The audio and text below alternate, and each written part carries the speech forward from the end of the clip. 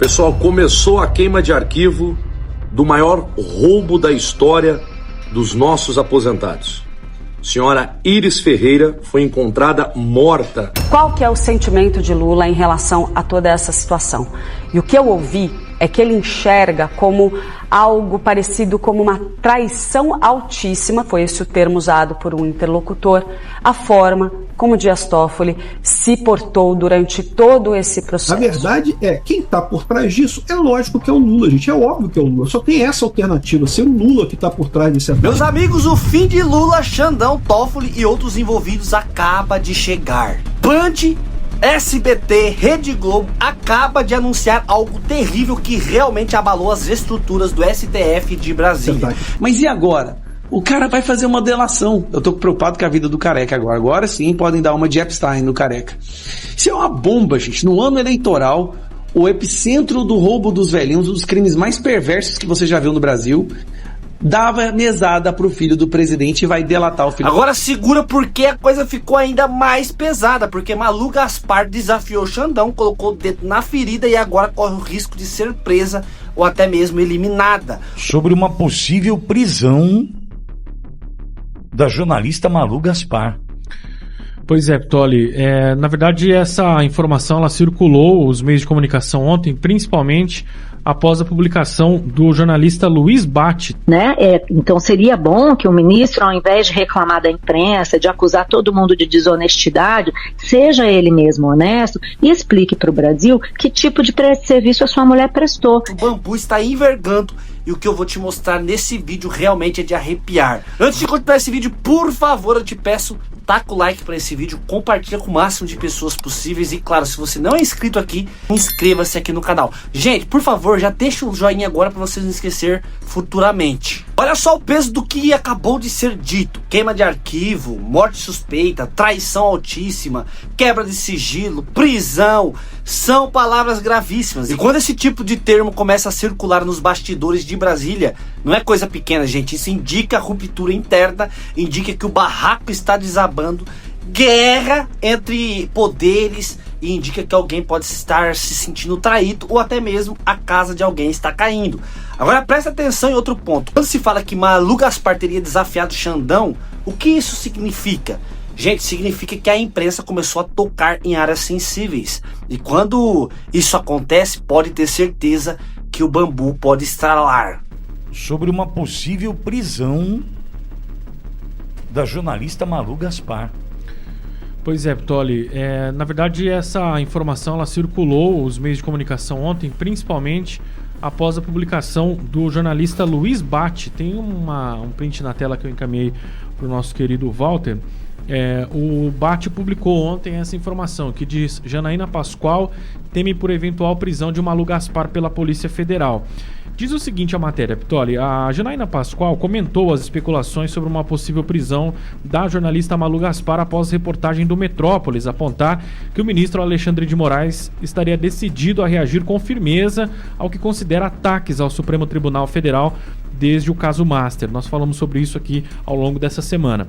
Segundo a publicação, o ministro próximo de Moraes afirmou que o magistrado pretende ir para cima dos responsáveis por vazamentos de informações, incluindo possíveis envolvidos no setor financeiro, no executivo e até na grande mídia. O caso é investigado pela Polícia Federal no inquérito das fake news a mando de Alexandre de Moraes. Diante da hipótese de medidas mais duras contra jornalistas, Janaína afirmou que seria difícil explicar ao mundo uma eventual prisão de Malu Gaspar, que foi a responsável por divulgar as polêmicas sobre Alexandre de Moraes e Dias Toffoli no jornal O Globo. Então, a informação é que é a seguinte: ela fez uma publicação, a Janaína, dizendo que ela não é amiga da Malu Gaspar, mas ela tem essa preocupação. Ela não sabe como é que o Brasil explicaria para o restante do mundo a prisão, ou eventual prisão, de uma jornalista que divulgou informações sobre um contrato envolvendo o ministro da Suprema Corte e seus familiares em uma ligação com um banco master que tem um esquema de fraude bilionária desvendado nos últimos meses. Então, a questão o cerne da questão é essa, possível prisão de jornalistas, e não só da Malu Gaspar, de outros também, porque há aquela informação do Metrópolis. Nós falamos ontem aqui que o Moraes está com sangue nos olhos, que iria para cima de quem estava promovendo pancadaria contra o Supremo Tribunal Federal. Uma dessas especulações é que seria pessoas do Poder Executivo, do mercado, do setor financeiro e também da grande mídia, lê-se Malu Gaspar, que é a principal responsável pelas divulgações. Primeira vez que vai acontecer no Brasil, Barros, a prisão de jornalistas, perseguição de jornalistas pelo ministro Alexandre de Moraes e pelo Supremo Tribunal. Os demais não eram da Globo, né? Nunca era da Globo. Agora, eu respeito a Janaína, hein? Mas, Janaína, entendo a sua preocupação, já vejo como uma especulação. Agora, como é que eu explico lá fora, se a sua preocupação é a Malu Gaspar, a prisão do presidente Bolsonaro a partir de uma mentira? A partir de uma mentira. A delação do Mauro Cid é uma farsa. Não temos as imagens do Ministério da Justiça, poucos minutos das imagens do Palácio do Planalto liberadas pela CNN lá em abril de 23. Não temos as imagens do Supremo. Nós temos imagens de infiltrados, nenhum deles preso, nenhum preso. Veja, eu não sei com que a Janaína está se espantando agora. Será que é porque é da Globo? É jornalista da Globo?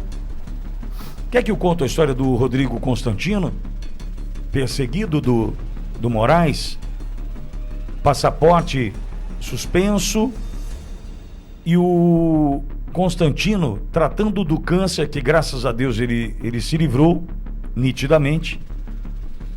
Ele precisava de dinheiro para o tratamento e a conta estava bloqueada. Isso está tudo bem? Então a gente vai se espantar agora só porque a menina é da Globo? O Alan dos Santos, que até não conseguiu falar conosco hoje, teve um problema no trânsito e acabou não conseguindo falar conosco, e peço perdão à audiência que esperou por ele. O Alan é um perseguido ou não é? Salvo engano, 3 anos e meio sem ver a família. É um perseguido ou não é? Quer que eu fale de quem? De Paulo Figueiredo? Quer que eu trate de Adriano Castro? Didi Red Pill? O primeiro asilado político na Polônia, que fugiu do Brasil porque fez uma live transmitindo o 8 de janeiro. Por que Didi foi perseguido? Porque ele mostrou os helicópteros que atiravam contra a população, jogando a população numa emboscada, numa armadilha dentro dos prédios públicos para que caracterizasse uma invasão? Então veja, me perdoe a Janaína, respeito muito a Janaína, ok, belíssima jurista, tem o seu papel no impeachment da Dilma, não discuto. Agora, vai se espantar e não saber o que dizer lá fora com relação à prisão da Malu Gaspar? Eu gostaria de ver a mesma indignação com tudo que já aconteceu no Brasil, com tudo que nós já vivemos nesse mesmo país. Exemplos não faltam. Exemplos não faltam. A gente tem uma deputada hoje, já entregou o mandato, presa na Itália, perseguida. Nós temos hoje 2 deputados nos Estados Unidos perseguidos. Aí nós temos o filho do Lula, o Lulinha, numa boa na Espanha. Tá tudo bem. Tá tudo bem. O Chico, o Francisco, não estou falando do Frei Chico, né, que isso é mais um. O Chico e o Francisco estão numa boa, estão se entendendo bem. O negócio está zoado. O negócio está zoado. Agora vai falar da Malu Gaspar. Veja, o que o senador Isalci Lucas vai conversar com o Silvio logo mais 3 da tarde, propõe na convocação dos servidores do INSS, que foram alvos da operação comandada por Alexandre de Moraes. Esses podem contribuir e muito, ok? Por quê? Porque se esses disserem que foram coagidos, contratados, eu não sei o que foi, não sei, por alguém do governo. E eu olho para isso e penso, será que tem alguém com as mesmas ideias de José Dirceu? Não sei. Tudo campo da suposição, para chegar na Malu. Alguém do governo chega em alguém da Receita Federal e fala assim, Tomá, quebra o sigilo. Aí, ô Malu, você divulga aí? Aí, amigo, começa a ser outros 500. Não que justifique prisão, mas que justifique investigação, cumprindo com todo o rito, com todo o processo legal. Aí, beleza. Espera um pouquinho. É uma organização? Alguém pede para quebrar o sigilo, alguém quebra, alguém está acertado para divulgar? Beleza, já entendi. Barros, eu não sei se eu estou sendo claro. Agora, o que eu estou tentando mostrar é o seguinte. A Janaína Pascoal, que eu repito, eu respeito, hein? Sugerir que pode estar havendo um caminho de prisão para Malu Gaspar. Está surpresa? Oh, meu Deus, o que eu vou dizer lá fora? Janaína, nós temos no Brasil hoje um presidente preso, um inocente. Uma delação mentirosa, o cara estava fora do Brasil. Tudo mentira. E o cara está preso. Quem mais? Anderson Torres? Quem mais você quer? Walter Braga Neto, há mais de um ano preso. Quem mais você quer, Malu? Ô, Janaína? Está surpresa com a questão envolvendo a Malu Gaspar? Para mim, acho que é mais conveniência, né, do que simplesmente, podem prender uma jornalista que sempre apontou os problemas, os erros, os abusos do Supremo. Malu Gaspar sempre andou no fio da navalha porque sempre trouxe a verdade? Não. Sempre foi o que a conveniência ditava. Vamos moer o presidente Bolsonaro, vamos desumanizar o presidente Bolsonaro e ponto. O presidente Bolsonaro ser preso faz parte. É isso que eles estão mostrando para mim, certo? Então, e agora vai vir indignação? Desculpa, Barroso, eu acho que todo o campo da especulação, sabe, é para trazer medo, alerta, recado. Desculpa, Janaína Pascoal, mas fique indignada com Didi Red Pill fora do Brasil. Fique indignada com Constantino, com Alan dos Santos. Fique indignada com estes. Vai ficar indignada agora, porque é da Globo? Pessoal, começou a queima de arquivo do maior roubo da história dos nossos aposentados. Senhora Iris Ferreira foi encontrada morta em sua residência no Vale do Mucuri, Minas Gerais. Essa que era dona de uma empresa que prestava serviço direto para a Conafer. E nós temos 2 pontos importantes. Primeiro, o senhor Carlos Lopes, presidente da Conafer, que está foragido da justiça, que teve a sua prisão decretada através de um pedido nosso da CPMI, tinha um caso amoroso com dona Iris Ferreira. E o mais impressionante disso tudo é que um dia após a busca e apreensão à sua casa, um dia após a polícia deflagrar todo esse esquema que ela participava, ela simplesmente foi encontrada morta em sua residência. A polícia ainda trata isso como a possibilidade de suicídio. Mas, na verdade, a gente vai ter que ter muita cautela, porque essas investigações podem apresentar algo terrível. Eu já tinha falado sobre isso em outro momento e volto a repetir para vocês. A partir deste momento, ao longo caminhar da CPMI e os desdobramentos que estão tendo, nós vamos ver muitas queimas de arquivo ao longo desse processo. Sabemos que é muito importante encontrar, prender, condenar e fazer com que o dinheiro volte aos nossos aposentados, que esse dinheiro é um dinheiro deles. Então, uma informação muito importante para vocês, já que a grande imprensa parece que não deu muita atenção a este que é um caso muito sério. Continuamos trabalhando. Segunda-feira teremos mais oitiva. Estamos firmes e fortes para desvendar, prender e condenar todos esses bandidos. Conte com o meu trabalho. É impressionante como realmente não existe gratidão entre criminosos. Imprensa brigando com o STF, STF brigando com Lula, Lula brigando com o STF. Há pouco tempo atrás, todos criaram um consórcio para derrotar Bolsonaro, destruir a direita e criar a tal democracia relativa. Veja o que está acontecendo. A imprensa que criou o monstro Moraes, né, o grande censurador e ditador, agora é o que mais bate nele devido ao contrato do Moraes com a esposa e o que o Moraes tem feito com o pessoal da Receita Federal.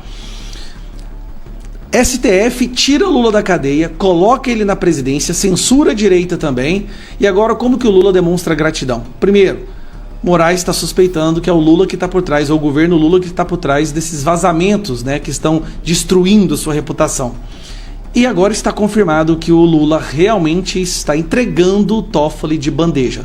Lula quer sacrificar o Toffoli para tentar diminuir a sua rejeição no período eleitoral. E ele tem tomado algumas decisões que só mostram desespero. Primeiro, essa escola de samba Acadêmicos de Niterói, que ele foi lá, participou, para ele ter liberado aquilo, é porque ele realmente já está considerando a possibilidade de não se reeleger. Ele já está vendo que a reeleição dele é quase nula de probabilidade. Então ele vai tentar fazer o que for possível, inclusive colocar debaixo do tapete os escândalos de corrupção.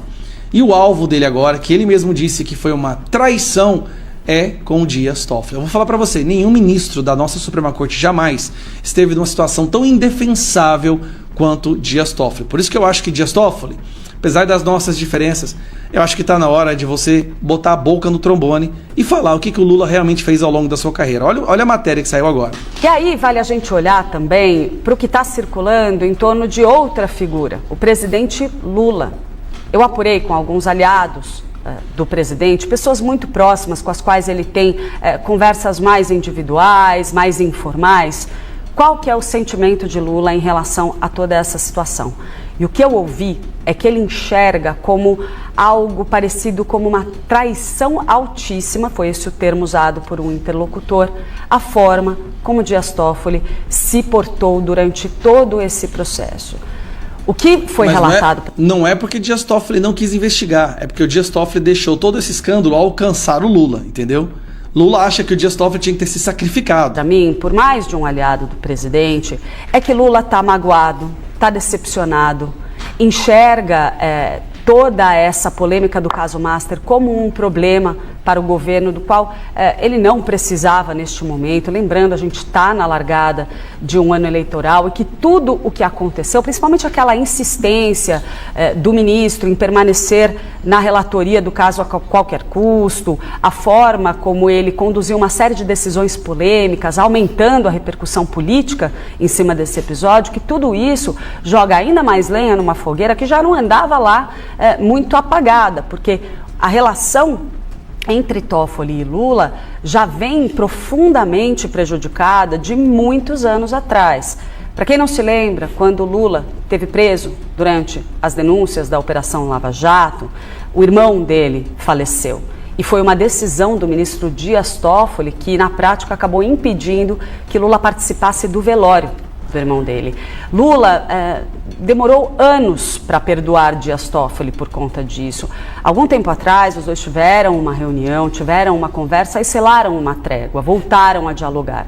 Então, um aliado do presidente Lula, especificamente, mencionou para mim um incômodo muito grande com essa ideia de que Lula teria perdoado e agora tem que amargar mais desgastes por conta das atitudes de Toffoli.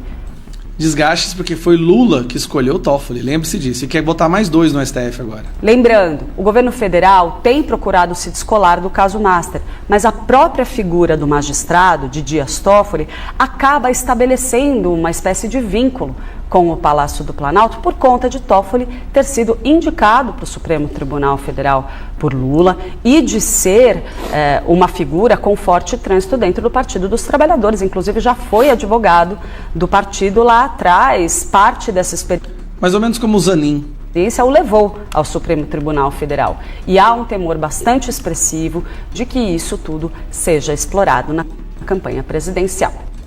E eu achei interessante um detalhe aqui, ó, peraí. E aí vale prejudicar. Relatos de amigos do petista citam mágoa e até palavrões. Lula xingando Toffoli e dizendo que ele é um traidor. Toffoli numa situação indefensável. Toffoli, aqui é um recado pra você, irmão. Lula tá te sacrificando, tá? Lula vai querer te sacrificar, cortar sua cabeça, tirar você do STF no período eleitoral para se posar como um cara contra a corrupção. Porque agora ele é visto, né? Esse governo é visto como corrupto. A percepção da corrupção aumentou vertiginosamente no Brasil. Então, na cabeça do Lula, se ele contribuir para te destruir, ele é um cara que está lutando contra a corrupção, porque o Toffoli é visto hoje no Brasil como um cara corrupto. 10 encontros com o Vorcaro, recebeu dinheiro e toda essa baderna que o Toffoli fez aí nesse período que ele estava à frente da relatoria do caso Master. Então, Lula não tem lealdade e nem gratidão. Sabe por quê? Toffoli foi um dos ministros que, primeiro, foi o ministro que criou o inquérito das fake news que censurou os opositores do Lula. O inquérito das fake news que derrubou centenas, milhares de perfis no período eleitoral. O inquérito das fake news é o inquérito que mais ajudou o Lula na história. Ele abriu de ofício, entregou na mão do Alexandre de Moraes. Lula não tem gratidão. Toffoli votou para que o Lula fosse descondenado. Lula também não tem gratidão. Então, pro Lula é assim: se não fizer exatamente tudo do jeito que ele manda, tudo, você é um imprestável e você não merece existir. E o alvo agora não é só Toffoli. Pelo que tudo indica que a gente está analisando, o Alexandre de Moraes, porque eu acho que o Lula vê o Alexandre de Moraes como uma pessoa incontrolável, e então o Alexandre de Moraes agora também está sofrendo as consequências de ter apoiado um ladrão criminoso, ter tirado ele da cadeia e colocado na presidência. Lula quer dominar o STF. Para fazer isso, ele vai ter que cortar algumas cabeças. Olha, Milton, caiu muito mal dentro do Supremo, especialmente porque todo o trabalho que vinha sendo feito até então pelo presidente do Supremo, Edson Fachin, e pelos outros ministros que se reuniram ali secretamente com o Toffoli na semana passada para, na prática, forçá-lo a renunciar à relatoria do processo do caso Master, todo esse trabalho vinha sendo feito para tentar distensionar o tribunal e acalmar a situação. Assim, acalmar a repercussão que estava sendo muito ruim desse caso para o próprio Supremo. Então não deu, assim, isso aconteceu na quinta-feira. Na sexta-feira houve muita tensão porque vazou o conteúdo dessa reunião de uma forma que, segundo os próprios ministros, foi tão literal que isso despertou suspeita de gravação, de que o ministro Toffoli teria gravado os outros ministros, e não deu nem, sei lá, não chegou a terminar o carnaval. Na terça-feira de carnaval de manhã já tinha a Polícia Federal na porta dos auditores da Receita para apurar um vazamento, Milton Cássia, que ninguém sabe exatamente o que é. Nós estamos deduzindo que o que o ministro Alexandre de Moraes está querendo é apurar a origem dos vazamentos de informação que levaram as nossas matérias, a minha, no caso do Lauro Jardim, sobre o caso Master. Mas isso o ministro não diz, né? O ministro, quando manda fazer um levantamento sobre vazamentos, na nota oficial que o Supremo divulgou, ele fala em uma coisa assim: vazamento indevido de dados com suspeitas difusas e de difícil dissipação, usando termos propositalmente vagos, porque ele não quer dizer qual é a suspeita. Por quê? Porque existe um problema, e esse problema caiu muito mal no Supremo, que é o seguinte: se havia uma suspeita só sobre ele, porque só sobre os dados dele, da mulher dele, e do escritório da mulher dele, por que então ele pediu que a Receita verificasse dados de mais de 100 pessoas? Né? Seriam 100 pessoas, grosso modo, entre ministros e parentes dos ministros. Né? Se era um vazamento localizado, para que olhar o dado de tanta gente? Ele encomendou da Receita Federal que fizesse um rastreamento em todos os acessos aos dados de todas essas pessoas para verificar se houve acesso ilegal e já com vistas a checar um vazamento. Segunda coisa que os ministros têm falado: bom, se havia suspeita sobre 100 pessoas ligadas a todos nós, por que nós não fomos informados? De onde que o Alexandre de Moraes achou que ele poderia colocar no inquérito das fake news, que é um inquérito aberto em 2019 com outra finalidade, um levantamento tão amplo sobre nós? E aí, para você ver como que o clima está ruim no Supremo, como a desconfiança entre todos está muito forte, já teve ministro dizendo inclusive para mim, que estava achando que o Alexandre de Moraes de fato queria era levantar dados sobre eles, os ministros, já tentando se prevenir de uma futura fase da investigação do Massa que poderia chegar nele. Nós sabemos que o celular do Daniel Vorcaro ainda não está, assim, muito pouca coisa que existe no celular apreendido do Daniel Vorcaro durante a prisão dele lá em novembro, muito pouca coisa veio a público. E a gente sabe que tem menções ao Alexandre de Moraes. E ele também sabe. Então, dentro do Supremo, há uma desconfiança também de que toda essa ação possa servir para prevenir alguma ofensiva sobre o próprio Moraes, e mais, como cortina de fumaça para o que de fato tem que ser discutido, que são o contrato da mulher dele, que até hoje não explicou, e a questão do ministro Dias Toffoli, que também, assim, se afastou do processo. Mas e as relações dele com o Vorcaro? E o pagamento de 35 milhões de reais pela participação no resort, que até outro dia ele nem assumia que era dele?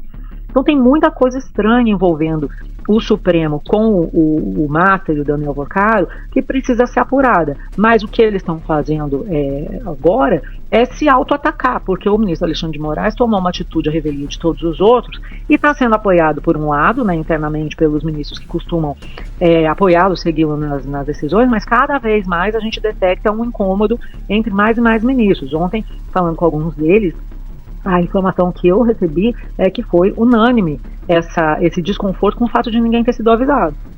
Como assim? Tem suspeitas sobre nós, sobre os nossos parentes e a gente não sabe? Então a coisa está muito mal parada, sabe, Milton? Porque a questão é que, aparentemente, o Alexandre de Moraes e os outros ministros não estão entendendo o tamanho do problema que esse caso passou a representar para o Supremo. A ponto de, na semana passada, muita gente se referia ao caso Massa como o caso Toffoli. Quer dizer, você tem a maior fraude financeira do Brasil sendo investigada e, no fundo, o que as pessoas estão prestando atenção? Como é que um ministro do Supremo está enredado com um banqueiro que executou essa fraude financeira bilionária? E em relação, Malu, a essa investigação contra os auditores da Receita, também vem causando bastante estranhamento essa investigação ter sido incluída no inquérito das fake news, né? Sim, Cássio, eu acho que isso é um problema sério, inclusive dentro do Supremo, porque esse inquérito, veja, ele foi aberto em 2019 e o curioso é que com essas notas dos auditores fiscais explicando a situação, a gente lembrou de uma coisa que nem foi muito bem divulgada na época, mas que aconteceu, que esse inquérito foi aberto lá em 2019, já tendo como origem um suposto vazamento de informações de ministros de contratos ou de informações financeiras das mulheres dos ministros do STF, a saber, a mulher do ministro Gilmar Mendes à época, a mulher do ministro Dias Toffoli, e o Dias Toffoli abriu um inquérito com interesse próprio, né, porque ele seria alvo disso, entregou para o Alexandre de Moraes sem sorteio. O Alexandre de Moraes manda fazer uma ação e afastar os servidores da Receita que supostamente teriam feito o acesso indevido aos dados dessas mulheres, e o que o Unafisco, a entidade dos auditores, lembrou a nós, e eu fui pesquisar e foi isso mesmo, é que esses auditores depois foram reintegrados porque não se descobriu nada sobre eles.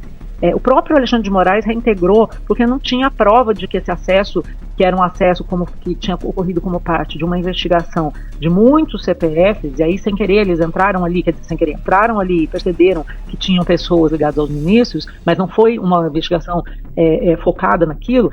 O próprio ministro Alexandre de Moraes mandou reintegrar esses servidores. Então veja, você tem uma investigação em 2019 que já iniciou errado, né? A vítima decidindo abrir a investigação, decidindo quem ia ser o investigador, quem seria o juiz. Bom, você já tem um contexto ruim, mas além disso, a investigação avança e você descobre que não tem nada para investigar. O que você faz? Fecha o inquérito.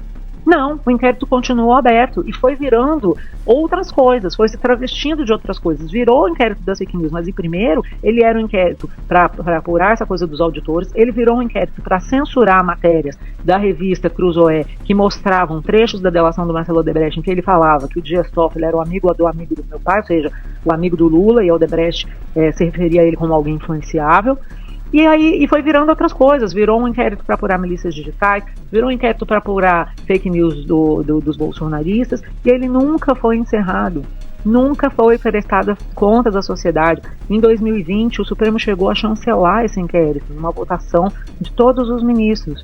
E aí então quem falava, mas precisamos, nessa votação, que a gente tome cuidado, porque o veneno, isso pode virar um veneno contra nós mesmos. Pois virou um veneno. E o que a gente está vendo, tanto na reunião do que houve secreta do Supremo que vazou, e agora com o silêncio diante da atitude do ministro Alexandre de Moraes, é que a responsabilidade pelo que está acontecendo é do próprio Supremo, porque os ministros se protegem. O próprio ministro Flávio Dino disse na reunião, que a gente sabe que ele falou porque vazou, que ele é STF Futebol Clube, e os ministros se protegeram, fizeram com que o Toffoli renunciasse, mas fizeram uma nota apoiando o Toffoli, dizendo que não há problema nenhum na atitude dele, e agora, novamente, estão em silêncio diante de uma atitude que nos bastidores eles criticam e muito.